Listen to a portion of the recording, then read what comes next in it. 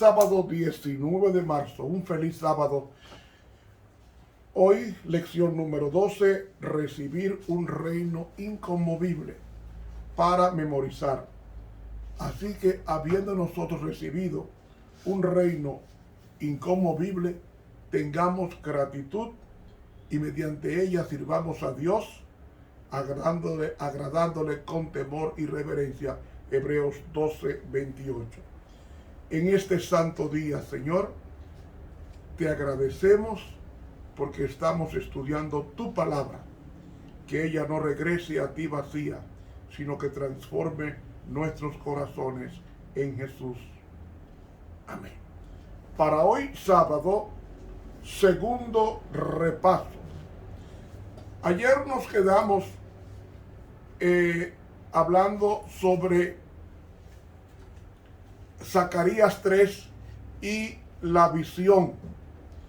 Y Zacarías en Zacarías 3, Josué representaba la condición del pueblo de Dios y cómo él cambia las vestiduras viles o sucias en vestiduras de gala, es decir, de fiesta, para la fiesta de las bodas del Cordero. Y dijimos que la visión de Zacarías comprende la sala de un tribunal con un acusador y con un abogado, un defensor del convicto. Y Josué se le dice tizón arrebatado del incendio, que es el fuego del cual Josué había sido arrebatado como un tizón. Ese fuego arrebatado del incendio representa el cautiverio en el cual tanto él como la nación hebrea habían sido llevados al borde de la destrucción. Y después de los 70 años, ese tizón, que es el pueblo de Dios como Josué, es arrebatado para la reconstrucción de los muros que en 52 días lo hizo Nehemías y Zorobabel como gobernador, y después Josué y luego Esdras y Nehemías. Ellos, los de las tribus del sur, merecieron la cautividad por su rebelión contra Dios, según Deuteronomio el capítulo 28 y 29 también. También los entregó en manos de sus enemigos, según Daniel 1. Así que no tenían nada que los recomendara, excepto una extrema necesidad. Y lo mismo podría decirse de los apóstatas cristianos a quienes se dirige la epístola a los hebreos. Así que tanto los judíos del cautiverio como los cristianos judíos que leían la epístola a los hebreos estaban vinculados, y esos judíos que leían la epístola a los hebreos se habían revelado como el cuerno pequeño, y precisamente en favor de personas que han pecado, pero que comprenden su necesidad, cosa que el cuerno pequeño nunca lo hace, es que Cristo intercede. De manera que Josué, como dijimos ayer, estaba de pie siendo acusado por Satanás y con ropas que probaban que las acusaciones eran ciertas y correctas. Y Josué estaba desesperado, y ahí estaba ante el juicio y todavía cubierto de pecado. Y luego Cristo hablaría del rey que viene a inspeccionar a los invitados en Mateo 22:11, que nos dice que un hombre encuentra a un hombre que no estaba vestido con el traje de boda. Este evidentemente pensó que podría salir adelante por su propia cuenta en el juicio, que era lo suficientemente bueno, que sus vestiduras serían suficientes y que el registro de su vida era correcto. Pero ¿qué dice Mateo 22:13? Que ese hombre fue echado fuera. Y a diferencia de este hombre, Josué, que representaba al pueblo de Dios, al parecer conocía su necesidad y solo podía mirar hacia Dios en busca de ayuda. Y uno pregunta, ¿no había Dios conducido a Israel de regreso del cautiverio babilónico como lo había hecho en Egipto? ¿No podría rescatarlos espiritualmente también? Josué no tenía nada que lo recomendara. Simplemente estaba de pie con toda su confianza puesta solamente en Dios.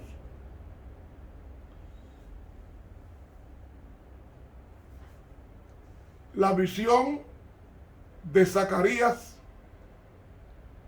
con referencia a Josué y el ángel se aplica con fuerza peculiar a la experiencia del pueblo de Dios en la terminación del gran día de expiación.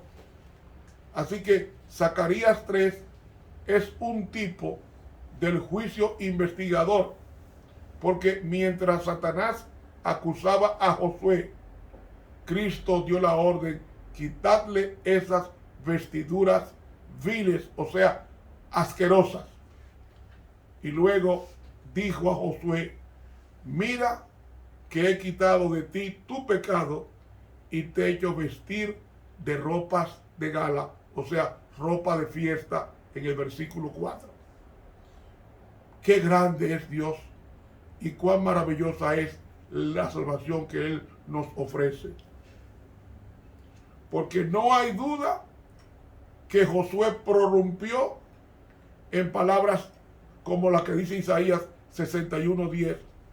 En gran manera me gozaré en Jehová, mi alma se alegrará en mi Dios, porque me vistió con vestiduras de salvación, me rodeó de manto de justicia, como a novio me atavió y como a novia adornada con sus joyas. Tremendo. Y es precisamente este intercesor, este abogado, que aparece en escena en Hebreos, en el libro a los Hebreos, porque Cristo no terminó su intercesión cuando dio comienzo al juicio.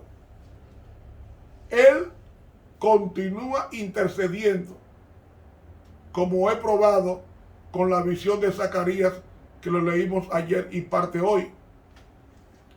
Además, es bueno recordar que el sacrificio por la mañana y por la tarde, o sea, matutino y vespertino, que era un tipo de la obra intercesora y expiadora de Cristo, seguía ofreciéndose el día de expiación. ¿Por qué en la mañana? Porque en la mañana Cristo moriría, sería crucificado a las 9. ¿Por qué vespertino? Porque a las 3 fue cuando Cristo entregó su vida. En tus manos encomiendo mi espíritu. Y habiendo dicho esto, expiró, nos dice la palabra de Dios. Concentrémonos en Cristo. Así que el sacrificio matutino y vespertino, que era un tipo de la obra intercesora de Cristo y expiatoria, seguía ofreciéndose el día de expiación, mañana y tarde también. ¿Qué sucede con el pueblo remanente de hoy? el pueblo remanente de hoy necesita captar el impacto total de Zacarías, como también de Pablo, que escribe a los hebreos en ese libro que lleva su nombre, Hebreos, relativo a la continua intercesión de Cristo defendiendo a sus hijos arrepentidos, porque Él es vencedor durante el juicio antes de su segunda venida, y Él se enfoca en su sacrificio. Así que su enfoque debe ser Cristo, no sobre ellos mismos. No debemos mirar nuestra pecaminosidad, sino al Cristo que nunca pecó y que nos perdonó. Apocalipsis describe a los santos en la hora del juicio como alabando a Dios su creador, porque en Apocalipsis 14:7 nos dice: temed a Dios y dadle honra o gloria, porque la hora de su juicio ha llegado. ¿Cuándo comenzó ese juicio de investigación o previo advenimiento?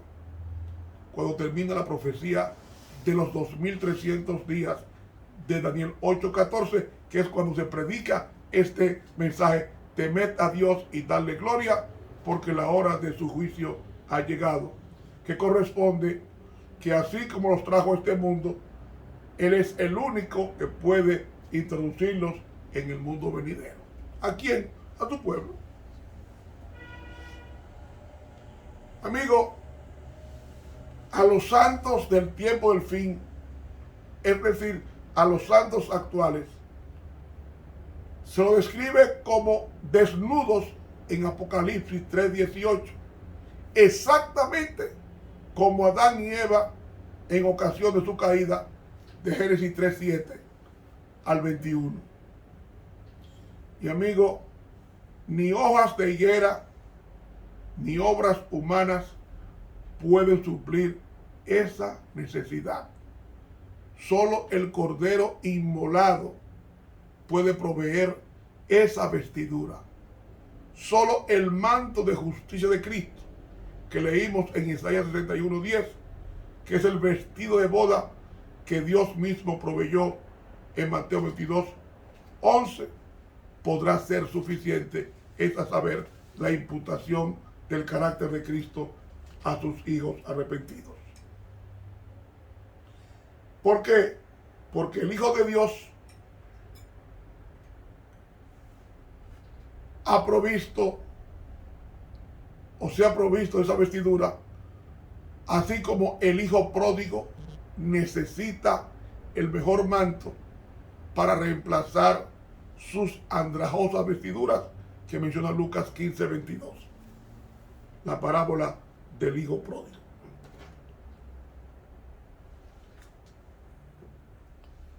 Entonces,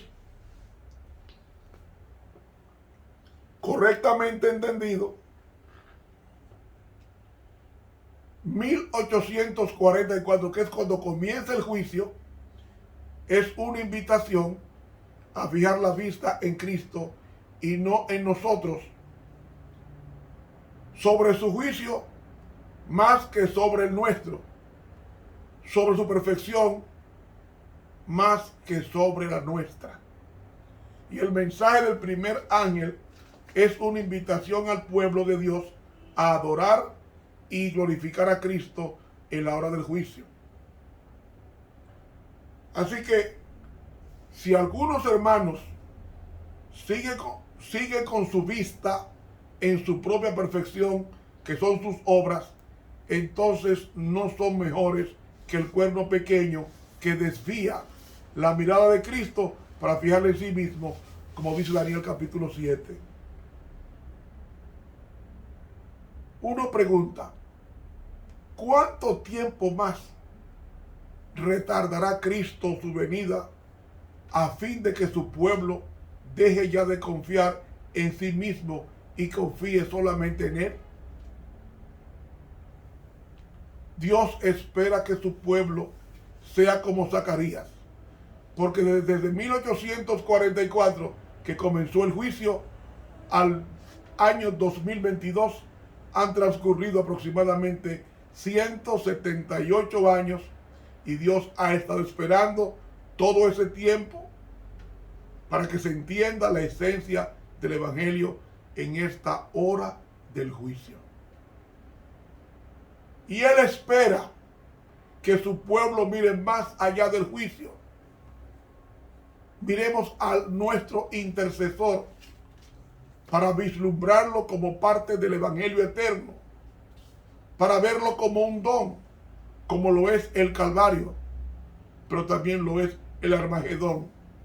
Y esa verdad los hará libres para llevar las buenas nuevas a un mundo que perece, porque Cristo espera eso, no deseando que ninguno perezca, sino que todos procedan al arrepentimiento, de acuerdo a 2 de Pedro 3:9. El Señor no retarda su promesa como muchos la tienen por tardanza, sino que es paciente para con nosotros, no queriendo que ninguno se pierda, mas todos procedan al arrepentimiento. Los santos pasan el juicio porque son diferentes del cuerno pequeño. Ellos no hablan grandezas contra Cristo, ni se exaltan, ni persiguen a los santos, ni piensan en cambiar los tiempos y la ley, ni ponerse en lugar de Cristo, echando por tierra su verdad. Simplemente reflejan a Cristo en su vida. Y Satanás les recuerda que sus pecados sucios es para desanimarlos.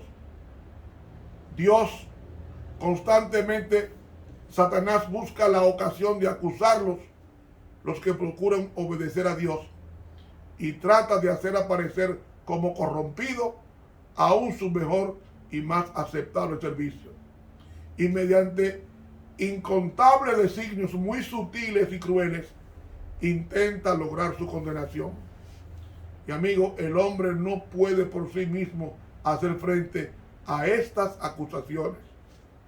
Pero Jesús, nuestro abogado, presenta una súplica eficaz en favor de todos los que mediante el arrepentimiento y la fe le han confiado la guarda de sus almas. Intercede por su causa y vence a su acusador con los poderosos argumentos del Calvario. Hoy, amigo mío, nos encontramos en el mismo corazón de lo que está ocurriendo en el juicio investigador y por lo mismo lo que seguirá en los juicios milenial y postmilenial de Apocalipsis 20. Porque Dios, siendo que es omnisciente, no necesita estos juicios por causa de sí mismo. Según el Salmo 33, del 13 al 15, o Isaías 44, 28.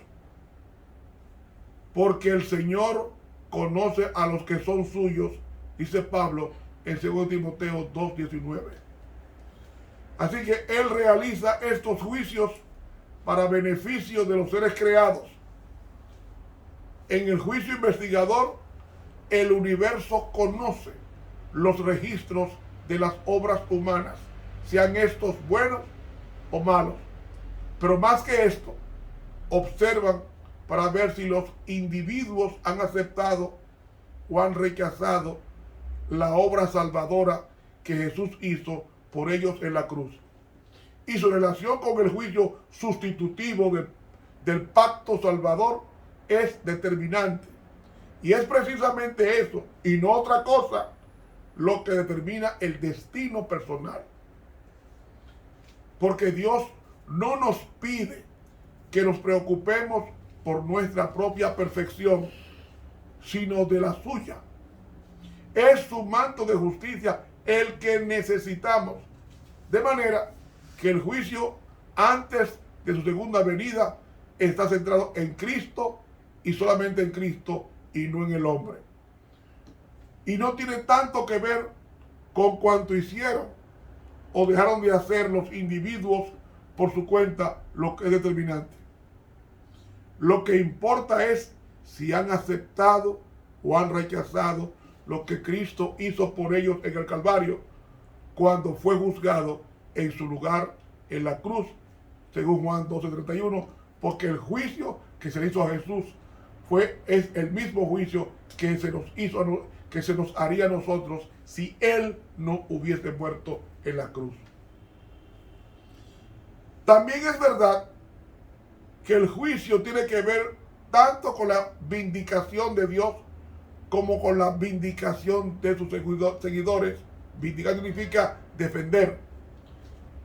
Si Dios quiere abrirse a la investigación, esa es su decisión y lo hace para ganarse la confianza de los redimidos y de los seres nunca caídos, de manera que el pecado no se vuelva a levantar por segunda vez en el cielo.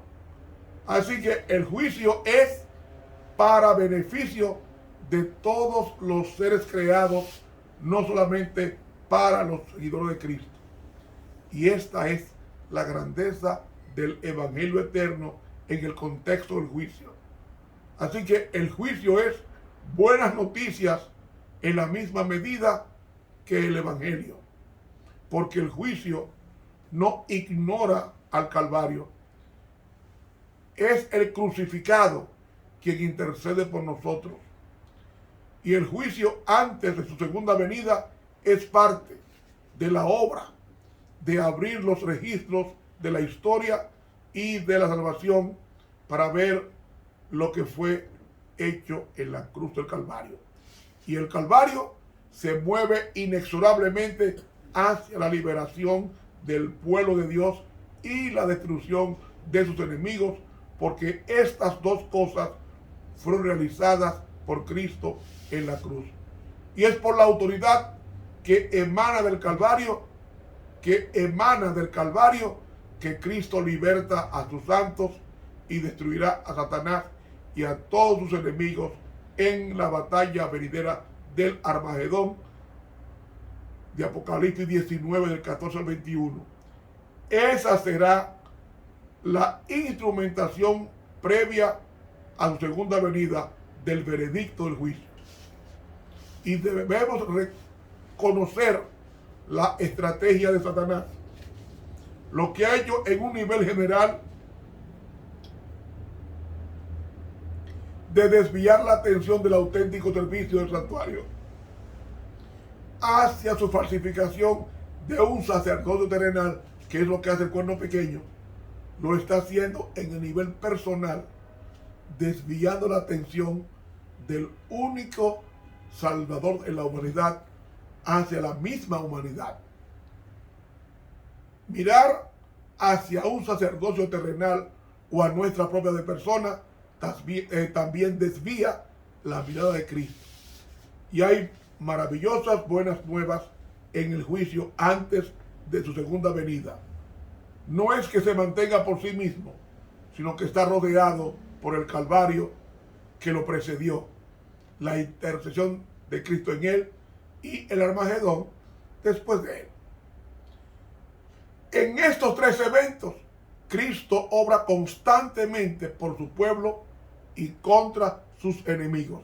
Y esa es la razón por la cual el cuerno pequeño es investigado en el juicio y por lo cual recibe el veredicto del juicio en Armagedón. Y en esos tres eventos, Cristo es el mismo ayer, hoy y por los siglos, según Hebreos 13:8. Es decir, lo que Cristo realizó en la cruz fue simplemente desplegar toda la historia subsecuente de la salvación, incluyendo el juicio antes de su segunda venida. Esta es la razón por la cual la hora del juicio ha llegado, porque es su juicio, Apocalipsis 14:7, y es parte del Evangelio eterno del versículo 6. en esta hora del juicio es nuestro Salvador crucificado, quien es capaz, como dice Hebreos 7:25, de salvar eternamente a los que por él se acercan a Dios, viviendo siempre para interceder por ellos. Hermanos, que llevemos nuestros pecados a Cristo mediante la confesión en la oración y confiemos que Él nos dará el manto de su justicia, nos quitará las vestiduras viles de Josué y nos pondrá las vestiduras de gala de Cristo Jesús, el cual nunca pecó. Que Dios nos ayude a tomar en cuenta que tenemos un abogado que intercede por nosotros. Suscríbase a este canal de YouTube y dele clic a la campanita y hará posible que otros tantos conozcan el Evangelio eterno, porque la hora del juicio ha llegado. Estuvo contigo o con ustedes el profesor Ramón Romero. Un feliz sábado.